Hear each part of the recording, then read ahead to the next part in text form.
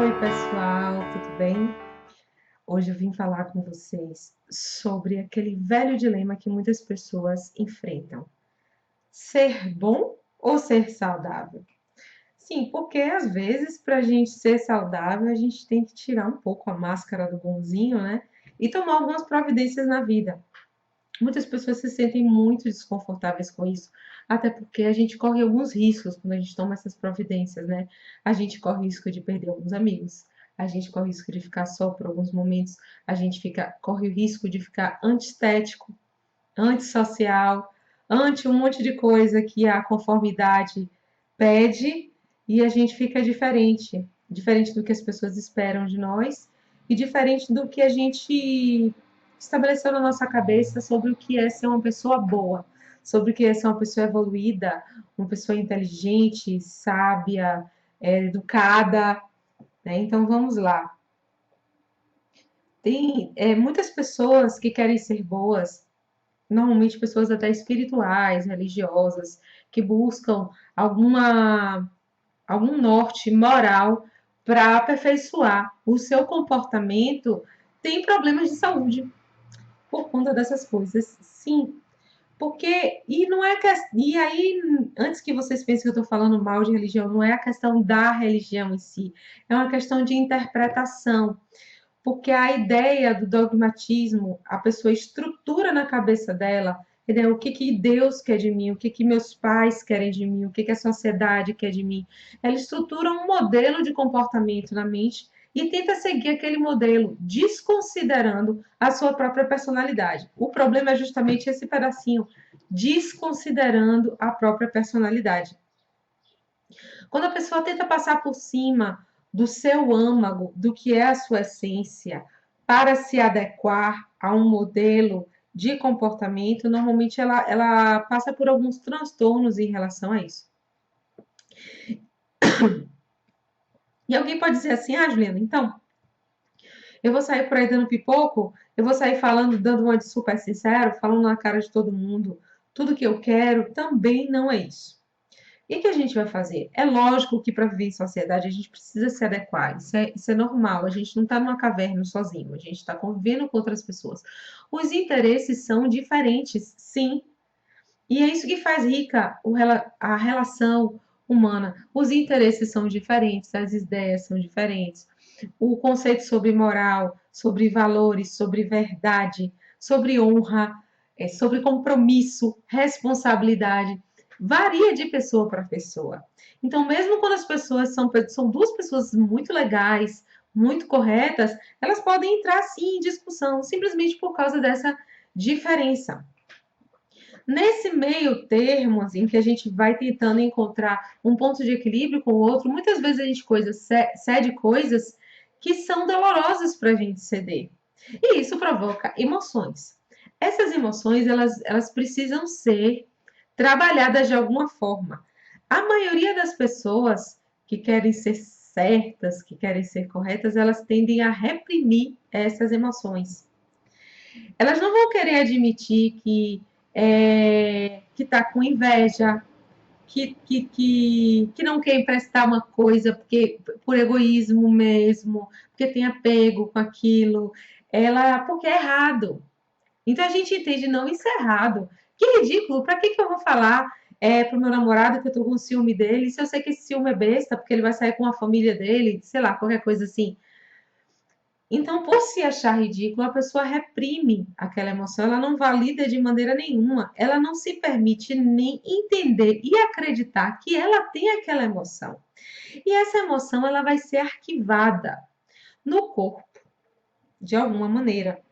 Então, a gente arquiva a emoção na nossa musculatura, que pode ficar tensa, a gente arquiva ela na nossa caixa torácica, que fica limitada, porque se a gente respirar profundamente demais e soltar o ar todo junto com esse ar, pode sair um choro, pode sair um grito, pode sair um não aguento mais, né? A gente contrai o abdômen, a gente contrai os esfíncteres, né? Para controlar o medo ou emoções pesadas, para não sair descarregando com o outro. Tem alguma necessidade disso? Tem, a curto prazo. Você está no ambiente de trabalho, você não vai meter a mão na cara do seu chefe, Você não vai fazer isso. Você quer aquele emprego. Você vai sim, né? Isso é automático, gente. Ninguém fica calculando, agora eu vou prender a respiração, agora eu vou contrair o ânus, agora eu vou. Não, ninguém vai fazer isso. Isso aí é uma coisa que a gente aprende a fazer. É o nosso mecanismo, né? De funcionamento no nosso relacionamento interpessoal. Para depois você analisar o que, que você vai fazer com aquele conflito e qual é a melhor maneira de resolvê-lo.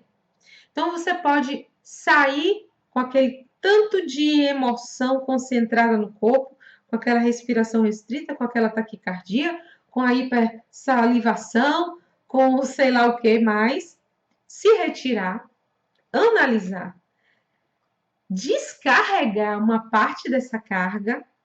Você pode descarregar isso sozinho. Você não precisa necessariamente, para ficar saudável, descarregar isso em cima do outro. Você pode se retirar, entender de onde é que realmente vem aquele impulso emocional.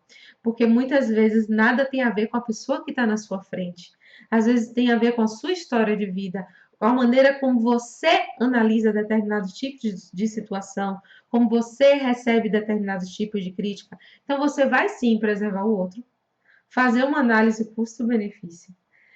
E aí, livre um pouco daquela carga emocional, porque você já foi em algum lugar, já deu uma choradinha, já deu uma xingadinha, já fez, às vezes, uma arte-terapia, desenhou, pintou, praticou um esporte, movimentou um corpo, entendeu? Para depois você retornar para aquela situação e aí, numa perspectiva mais de observador, você atuar. No caso, por exemplo, de um medo, às vezes a gente recusa uma coisa que a gente quer muito, por medo. E é um medo irreal, que quando a gente se retira, a gente entra naquela emoção, dá uma descarregada, a gente vê de onde é que vem aquele medo, a gente vê que às vezes aquele medo não tem nada a ver com aquela situação presente e retorna com um pouco mais de coragem e enfrentamento, para não perder uma oportunidade. Por outro lado, isso tem que ser móvel, ou seja, às vezes eu vou sair da situação, eu vou dar uma descarregada sozinho, eu vou entender melhor a situação e vou retornar para um diálogo mais social, mais amigável, embora ainda incluindo o meu interesse na situação, procurando negociar. Mas às vezes, quando a gente se retira, a gente faz análise, não melhora muito a situação, porque você vê que a sua raiva é justa, que seu medo é real, realmente alguma coisa de grave pode acontecer. Quando a gente constata que a emoção é genuína, a gente não pode fingir que ela não está acontecendo, porque aí é que começa o problema. O seu corpo, ele vai ter que ficar lidando com aquele problema que você não resolveu permanentemente. Então, a descarga de adrenalina, que é para dar um impulso para a pessoa momentâneo, ou para ela fugir, ou para ela avançar e resolver, ela fica ali, na química do corpo, deteriorando os neurônios, prejudicando a capacidade de raciocínio da pessoa. O pico de adrenalina, ele é ótimo, ele dá uma clareza, um momento de você resolve e tal e tudo, mas aquilo ali constantemente é antinatural. O medo constantemente é antinatural, a ansiedade constante, e isso vai acabando com o corpo da pessoa. Então, assim, às vezes você vive numa situação, num relacionamento, que ele lhe deixa constantemente no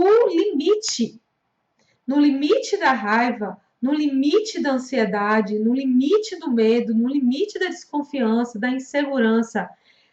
Precisa repensar, porque o seu corpo a longo prazo ele não vai aguentar isso. O seu psicológico a longo prazo ele não vai aguentar isso. E aí tem pessoas que chegam para mim e falam assim, né? Em consultório faz assim, eu tive essa doença, essa depressão me pegou. Se a depressão fosse, sei lá, uma lagartixa que está andando no teto e cai, de repente na cabeça da pessoa. Dificilmente, gente, tem algumas predisposições genéticas, sim, que levam a pessoa a ter uma inclinação para depressão, um desequilíbrio hormonal, alguma limitação, algumas doenças mesmo, elas levam a pessoa à depressão. Por exemplo, prisão de ventre, ela pode incitar a pessoa a uma depressão, não é aquela depressão prolongada, mas a pessoa tem os sintomas. Cândida, deixa a pessoa deprimida, tem várias coisas assim que são do corpo, não são da emoção, não são do psíquico, e que levam a pessoa à depressão. Mas normalmente tem alguma coisa para ser resolvida. a longo prazo, aquilo ali ficou ali, ó. Olhe para mim, olhe para mim, olhe para mim. Aquele corpo sinalizou, friozinho na barriga, taquicardia, atenção. Aí aquilo vai virando crônico. Aí vira uma enxaqueca. Aí aquela pessoa, aquela friozinho no estômago, gastrite, depois úlcera. E aquilo ali vai, olhe para mim, olhe para mim, olhe para mim na vida da pessoa. Percebe que não é uma questão de ser bom ou mal, é uma questão de você encontrar a negociação, é o trânsito. Vai ter momento que você vai ser o malzinho da situação, sim, mas a sua reivindicação vai ser justa e ela vai prejudicar a sua felicidade, a sua saúde, o seu tesão de viver. Vai ter momentos em que você vai fazer análise da situação e vai chegar à conclusão que o que você está reivindicando internamente não diz respeito àquele conflito especificamente, diz respeito a um conflito passado. Então, cabe a você ir na terapia, rever a infância, rever a injustiça na criança ferida dentro de você, o trauma, e dissolver aquele trauma, mas sempre precisa caminhar para a solução.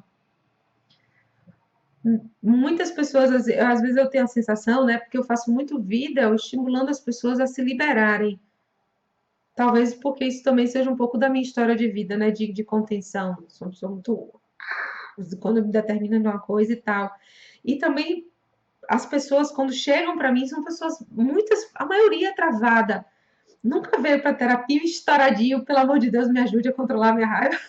Eu acho que esses são os mais felizes, assim. Ou termina logo preso, ou então são tão autênticos que não ficam doentes nesse aspecto.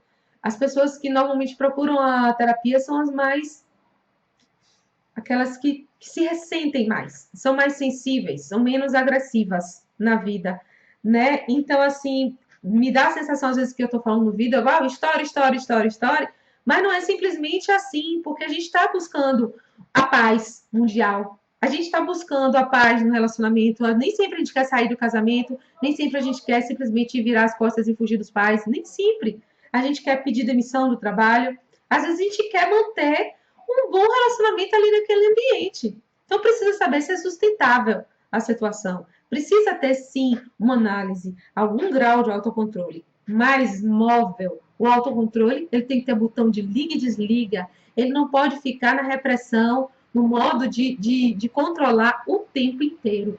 Tem hora que você vai fluir e tem hora que você vai resguardar. Você vai preservar o mundo do descontrole interno, do conflito que você ainda não conseguiu lidar. O autoconhecimento ele é muito importante para qualquer pessoa que esteja buscando a evolução, né? Em todos os sentidos. Não estou falando só evolução espiritual. Se você está num ambiente de trabalho e você quer crescer na empresa e você quer saber lidar com cada vez mais pessoas, atingir um posto de liderança, por exemplo, você tem que ter um bom relacionamento interpessoal. E para você ter um bom relacionamento interpessoal, você tem que se conhecer bem. Você tem que saber os seus limites e saber lidar com eles. Porque tem coisas dentro da gente que são super infantis e você não pode simplesmente achar que o mundo precisa ficar à mercê disso. Você deu espaço para sua criança interna, para o faniquito dela, para o chilique, ou para a necessidade dela de brincar. Vá jogar um videogame, vá no parque, vá correr, entendeu? Arruma um cachorro, vá dar risada, e depois chore com aquele amigo, né? Que é aquele lugar onde você pode demonstrar toda a sua fragilidade. Procura uma terapia, um lugar onde você possa fazer uma catarse, uma bioenergética, um psicodrama, entendeu? São linhas muito legais. Eu queria até aproveitar para falar com vocês que agora eu estou transmitindo ao vivo a meditação terapêutica do projeto Curar o Mundo. O projeto Curar o Mundo é um projeto que eu idealizei, mas é que eu não considero meu, considero do planeta.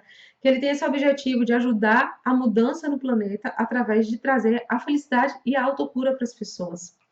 Então, toda sexta, às 19 horas, das 19 às 19h50, eu vou transmitir. Espero que com uma qualidade cada vez melhor, porque eu ainda estou me entendendo com essa coisa de transmissão ao vivo, tá, gente?